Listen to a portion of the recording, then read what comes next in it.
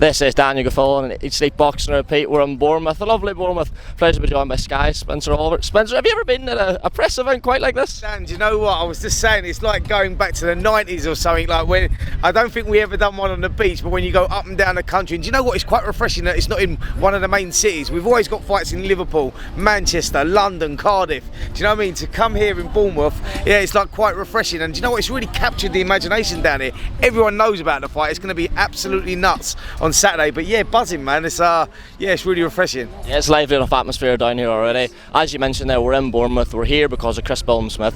First outing under the Sky Boxer banner. Often when you see fighters signing for a new promotional outfit, a new TV broadcast, you'll see them take maybe a softer touch, an easy fight to introduce them to that broadcast. There's no danger of that here. And with Isaac Chamberlain, what do you make of the fight?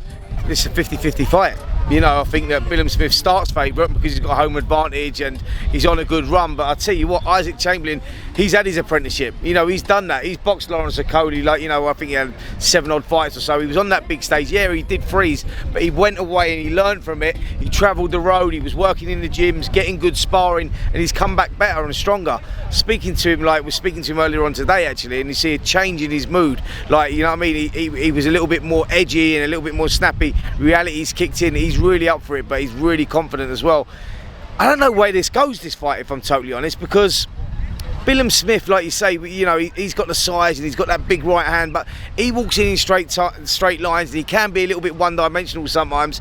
Chamberlain's like, he's got that grit as well, man, and he throws good combinations. It's like one of those fights that until the first bell rings, I don't know where it's going to go. Do you know what I mean? It's one of those ones. I think that's when we know we've got good fights. I think, yeah, I'm looking forward to this one, big time. So I think it's sort of hard to gauge. Besides Chamberlain, we most know him for that fight with Lawrence Okoli. He came out the wrong end of that, but that was a long time ago. He's sort of been working away in the background. He's had those, 4 fights. They've gone a total of 6 rounds. He's obviously looked amazing, but fair to say the opponent's not at the level of Chris Smith. Is he a bit of an ongoing quantity in there on Saturday night? Well, I think he is, but I think we know what he can do. We've seen, what he can do in the gyms and stuff. So I think that he will see this as his time now. You know, he had that opportunity, like you say, he'd only had 7 fights or something.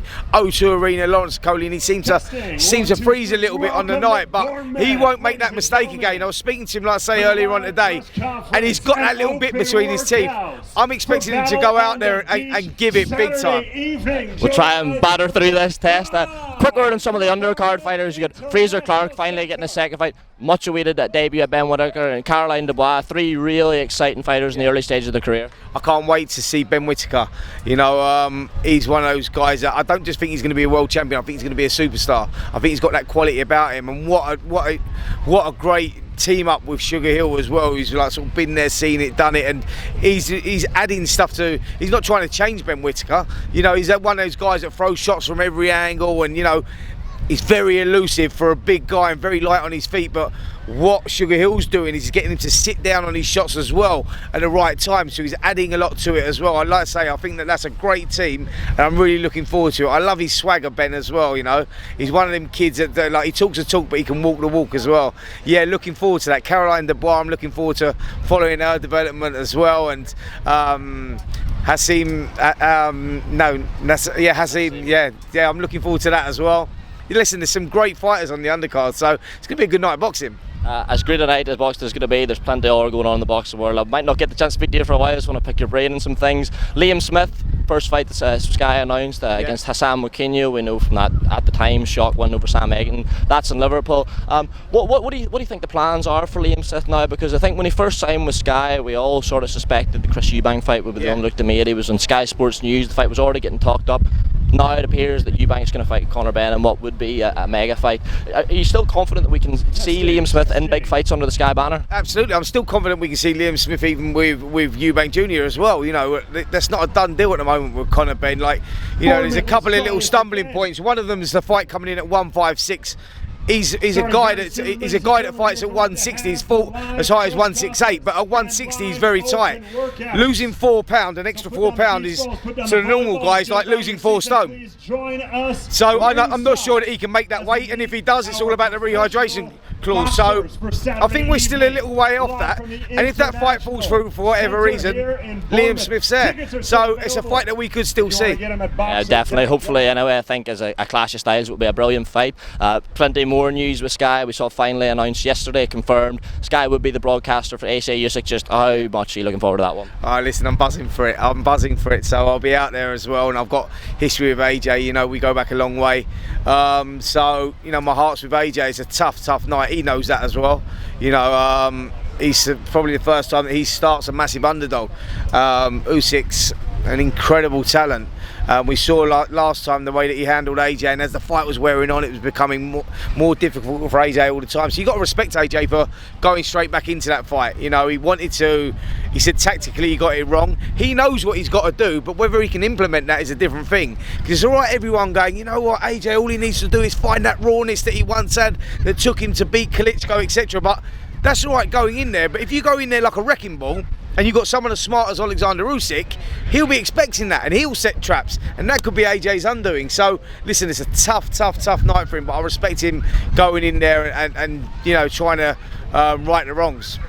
As you mentioned there, everyone has an opinion on what AJ needs to do. Yeah. I mean, so we all know how to beat Alexander Usyk. For your money, what specific adjustments would you make if you were on Josh's team? I think it's got to be educated pressure. You know, AJ done the wrong thing. He stood off and he allowed Usyk to get into the fight. He allowed him to build up his confidence and he allowed him to hold centre ring. I think AJ needs to force the pace. He's the one that needs to do it, but it's got to be educated, like I say, because we know that Usyk can hurt AJ, and that's a big problem.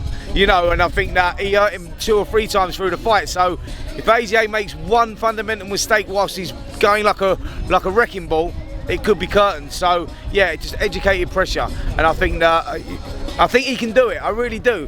I just think that tactically he's got to get it right. As a boxing fan, that's one of those fights throughout the year that, you know, sort of really sticks out in your calendar. It does feel as if those fights are becoming a bit less, and we're starting to see the emergence of, I don't want to call them gimmick fights, but the whole Jake Paul thing, the YouTuber thing. There's now chat of Tyson Fury fighting Thor Bjornsson. What are your views and all that? We hear conflicting reports. Some people think it's good for the sport, it brings more eyeballs. Other things, people turns it into a bit of a circus. What's your opinion? Listen, it's showbiz, isn't it? But like, do you know what? I do respect Jake Paul now. Like, you've got to respect him. I know that he's taken a lot of stick over, you know, over the last couple of years, really, but the guy's working hard and he is improving and he is developing into a proper boxer. I done Jake Paul's first fight, actually. I promoted his first fight when he boxed Deji, who's KSI's brother. So I put that show on, and he was a white collar boxer then. I would never have dreamt he would be doing what he's doing now. So listen, respect the guy, man. He's doing it, and you know, it takes a lot of bollocks to get in there and do that. And he's doing it, and he's training hard, and he's improving all the time. So let's see where it takes him. What about Tyson Fury, Thor Bjornsson? What are your thoughts on that one? Who wants that one, Spencer? That is all that's about is boredom for Tyson Fury. You know, Tyson Fury is one of those guys that, you know, he needs something to do. He needs some sort of focus. And I suppose whilst he's waiting to see what happens in this fight, yeah, he wants to keep himself active. So yeah, good luck to him. Tyson Fury is an entertainer. You know, he's not just the best fighter in the world, but he's also an entertainer as well. You know, he's value for money, and I think that's what makes him, you know, as big as he is. So yeah, doesn't surprise me with Tyson Fury. 100%, Spencer. I'll let you get on with your work. Really appreciate you speaking to us. Enjoy the rest of your time in Bournemouth. Top man. Good man.